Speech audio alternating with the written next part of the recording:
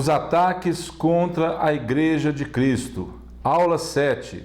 A sutileza da relativização da Bíblia. Vamos orar. Deus, muito obrigado, Pai, porque nós temos sido realmente instruídos pelo Teu Espírito. Que a cada dia o meu irmão, a minha irmã, sejam cheios da Tua palavra, sejam cheios da revelação dos Teus ensinamentos e que nós possamos amar a cada dia mais a Tua palavra, em nome de Jesus. Amém? Vamos lá então. Tu, porém, permanece naquilo que aprendeste e de que foste inteirado, sabendo de quem o aprendeste e que desde a infância sabes as sagradas letras, que podem tornar-te sábio para a salvação pela fé em Cristo Jesus. Paulo está escrevendo para Timóteo e ele continua dizendo assim, que é o versículo que nós vamos usar hoje. Toda a Escritura é inspirada por Deus e útil para o ensino, para a repreensão, para a correção, para a educação na justiça, a fim de que o homem de Deus seja perfeito e perfeitamente habilitado para toda boa obra.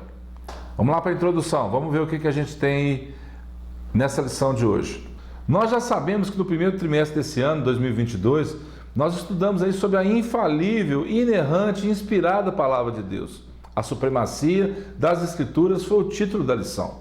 Então, como é que nós vamos saber se nós estamos, assim como Paulo disse, perfeitamente habilitados para toda boa obra? Certa vez os discípulos perguntaram para Jesus assim, Senhor, o que nós devemos fazer para realizar as obras de Deus? E Jesus, na simplicidade dele, disse assim, a obra de Deus é uma só. Qual? Que creais naquele que por ele foi enviado. Então, como não crer em Jesus? Como não crer na palavra? Como não crer no movimento do Espírito Santo através de nós? Na inspiração dessa palavra que hoje tanto para nós é importante. Como então desprezar, invalidar, relativizar ou mesmo tornar nulos todos os ensinamentos e verdades contidas nela? Isso é impossível, irmãos. E nós vamos ver na aula de hoje como as pessoas estão tentando fazer isso. Isso não é um movimento aleatório, não, impensado. Pelo contrário, eles sabem muito bem como ser sutis e implacáveis para realmente desvalorizar a palavra de Deus. Eu postei um vídeo um dia desses, as pessoas chutando a Bíblia, jogando a Bíblia numa privada, porque é o que eles têm feito, desvalorizado aquilo de tão precioso que nós temos do Senhor. São novas metodologias de ensino, questionamentos irrelevantes que não têm importância, uma nova forma de pensar e agir que induz as pessoas ao erro, uma nova maneira de olhar, olhando mais talvez para as pessoas do que para a inspiração divina de Deus na palavra. Heresia, heresia e heresia, sem fim. Para quê? Para tentar nos convencer de que a palavra não é importante, mas ela é importante. Há um novo modelo, um paradigma cultural se contrapondo ao cristianismo, ou seja, se levantando contra o cristianismo, procurando desconstruir não apenas sua herança cultural, ou seja, aquilo que nós aprendemos através dos nossos pais, dos nossos antepassados, que serviam o Senhor, dos quais a palavra nos ensina a confiar naquilo que Deus fez. Eles tentam desconstruir esse acervo cultural que nós temos, mas, sobretudo, o seu conjunto de valores éticos, morais e espirituais. É um combate acirrado. Já tem muito tempo isso. E nós podemos falar de uma coisa chamada analfabetismo bíblico. As pessoas não conhecem a palavra. Errais, não conhecendo as Escrituras e nem o poder de Deus.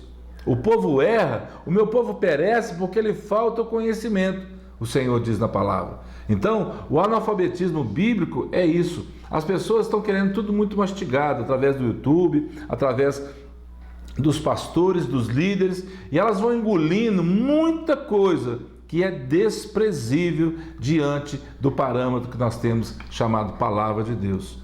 A palavra não precisa ser ressignificada, ela já tem o seu significado, a sua interpretação. Ela não precisa ser atualizada ao contexto do mundo atual.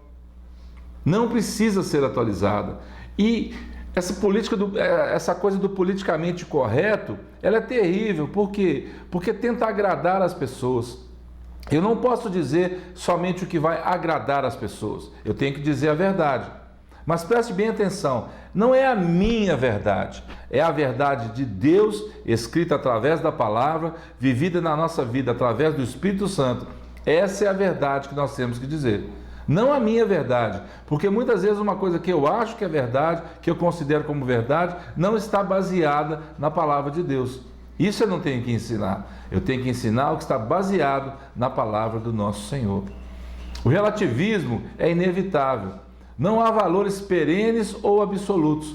Não há parâmetros por meio dos quais se possa dizer o que é certo ou errado. E a minha palavra para isso tudo que tem acontecido é basta. Vamos ser uma igreja atuante. Vamos ser uma igreja viva, cheia do Espírito Santo de Deus, que ensina a palavra. E quando eu digo igreja, não estou me referindo ao prédio, 4 paredes, estou dizendo você. Nós somos templo onde habita o Espírito Santo de Deus. Então, vamos nos encher da palavra através da leitura da Escritura. Vamos nos encher dos ensinamentos através da Escritura. E vamos ministrar para as pessoas a verdade do Senhor Jesus. Olha o que a palavra diz. Admira-me que estejais passando tão depressa daquele que vos chamou na graça de Cristo para outro evangelho, o qual não é outro, senão que há alguns que vos perturbam e querem perverter o evangelho de Cristo. Paulo está escrevendo aos Gálatas no capítulo 1, e ele continua dizendo, mas ainda que nós, ou mesmo um anjo vindo do céu vos pregue evangelho que vá além do que vos temos pregado, seja anátema, ou seja, maldito. Assim como já dissemos, e agora repito, se alguém vos prega evangelho que vá além daquele que recebestes, seja anátema. Às vezes, seus exemplares foram queimados. A Bíblia já foi tentando destruir desde muitos séculos atrás. Outras vezes a Bíblia já foi considerada perigosa, obsoleta ou até mesmo desnecessária. E olha que absurdo. Muitas vezes parte de dentro da própria igreja esse levante. Aí você vai se admirar e falar assim, como assim, irmão? Dentro daqueles que conheceram um dia a palavra, se revoltaram contra os seus ensinamentos, mas se revoltaram principalmente contra Deus. E quer que eu te dê um exemplo? Essa semana a gente estava conversando sobre isso. Saul. O povo, quando rejeitou, Deus era o governante, o rei daquele povo. Mas eles queriam um rei como as outras nações. Levanta-se Saul. E Deus diz para Samuel, Samuel, não fique triste, Samuel. Nós estudamos sobre isso um tempo atrás. Eles não estão rejeitando, não é você não. Estão rejeitando o próprio Deus.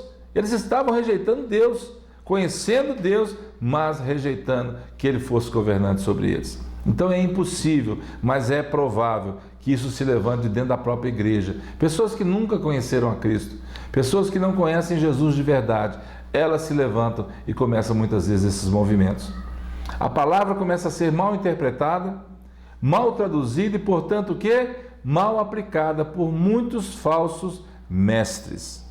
Amém? Vamos lá, o que o Fique de Olho tem para a gente nesse estudo sobre essa desvalorização da palavra.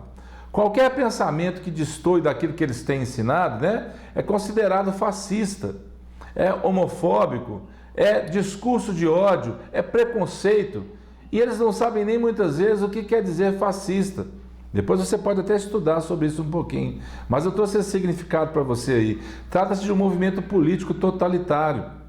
Um regime autoritário que atua contra as liberdades individuais em nome do bem da nação. Ou seja, as pessoas se levantam contra aquilo que Deus tem para nós. Tudo é permitido. E olha que interessante, Paulo fala sobre isso. Tudo me é lícito, mas nem tudo convém. Tudo me é lícito, mas eu não vou me deixar dominar por essas coisas. É um evangelho social para agradar as pessoas. Uma palavra para poder passar a mão na cabeça das pessoas. Não, irmãos. Vamos viver o evangelho, a verdade de Cristo. Uma teologia inclusiva. Deus ama a todos? Ama, mas Ele abomina o pecado. Então não confunda amor de Deus com isso que eles têm feito, porque eles estão pregando um outro Jesus. E não acho você que eu escrevi, que eu errei ao escrever, não. Um Jesus com letra minúscula. Um Jesus que muitas vezes nem ressuscitou. E a palavra diz assim: Jesus Cristo, ontem e hoje, é o mesmo e o será para sempre. E agora? Com efeito, nos convia um sumo sacerdote como este, santo, inculpável, sem mácula, separado dos pecadores e feito mais alto do que os céus, que não tem necessidade, como sumos sacerdotes, de oferecer todos os dias sacrifícios, primeiro por seus próprios pecados, depois pelos do povo, porque fez isto uma vez por todas, quando a si mesmo se ofereceu. Porque a lei constitui sumos sacerdotes a homens sujeitos à fraqueza, mas a palavra do juramento, que foi posterior à lei, constitui o Filho perfeito para sempre. Vamos ver a conclusão, o que tem para nós hoje? Você consegue entender esse versículo que eu li de Hebreus? Jesus Cristo foi feito mais sublime do que os céus. Deus estabeleceu que houvesse sacerdotes para interceder pelo povo, mas era necessário, como o escritor aos Hebreus diz, um que não morresse, que fosse eterno. Quem é esse sacerdote que intercede por mim e por você até hoje? Jesus Cristo, que pagou de uma vez por todas esse sacrifício, essa necessidade. Por isso, como nós vamos desprezar isso? Como nós vamos desprezar o que a palavra de Deus nos fala?